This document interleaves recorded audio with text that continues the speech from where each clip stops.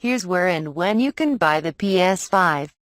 Update February 26, 2021, 12:30 p.m. Eastern Time. Best Buy currently has PS5 and PS5 Digital Editions in stock. You can find more information on the retailer's restock here. Sony's PlayStation 5 is available now. Due to the pandemic and high demand for the PS5, retailers such as Best Buy and Target will only sell the console online for the foreseeable future. So, if you were planning to camp outside your local Target hoping to buy the console today, there will be no walk-in purchases available this year.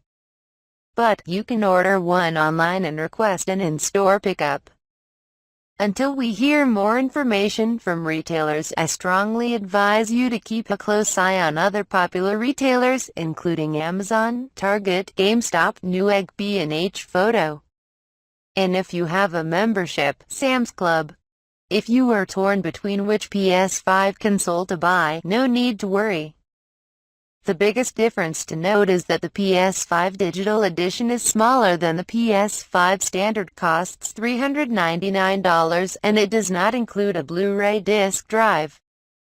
The PS5 standard is $100 more, is a bit bulkier than the Digital Edition, and includes a disc drive, allowing you to play game discs.